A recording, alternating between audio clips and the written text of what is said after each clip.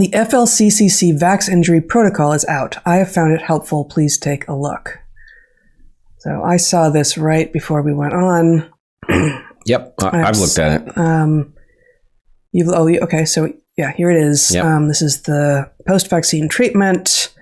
They say first-line therapies, intermittent fasting, ivermectin, low-dose naltrexone, I think is how you pronounce that. I can make this bigger too.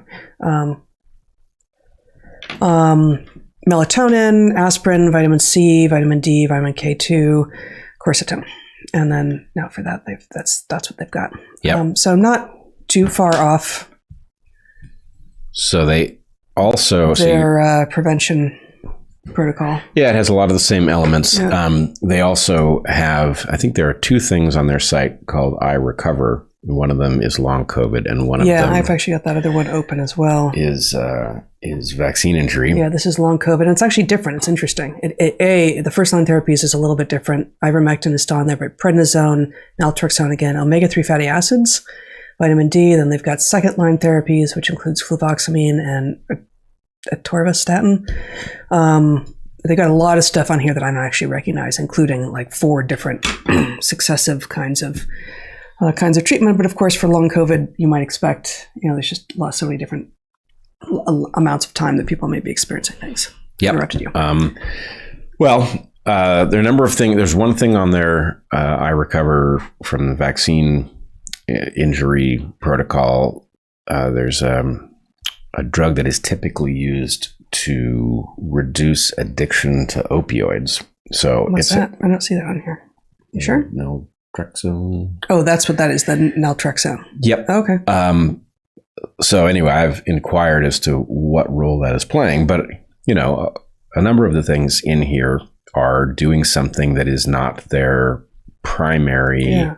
Well, but there's something around opioid receptors that one of I can't say mid, who knows where we are in this thing, but sometime between March 2020 and now, there was some discussion of maybe opioid receptors being involved in differential response to COVID exposure, I think.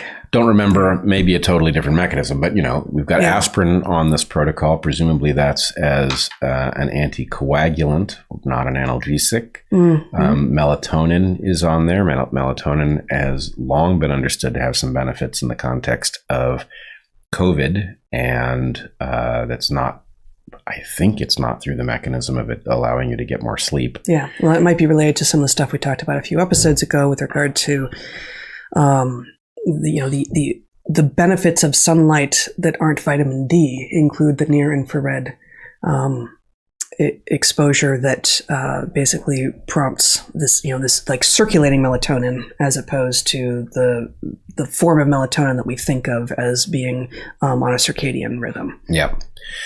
I think the overarching reaction I have is you've got a tiny number of doctors who have dared to experiment and figure out what works for the patients that they're seeing.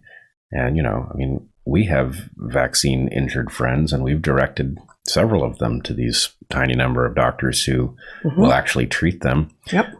How much better off would we be if medicine in general was trying to solve this problem, and all of these doctors could pool their knowledge and talk about things that they've noticed that work, that don't work, patterns that they've seen, right? It's insane that we would play this game this way, that we would demonize the FLCCC for daring to acknowledge that there are vaccine injuries and to daring to treat these people. Yep.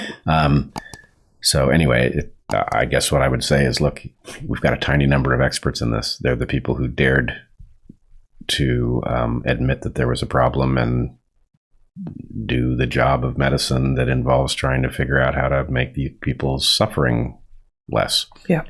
So, more power to them.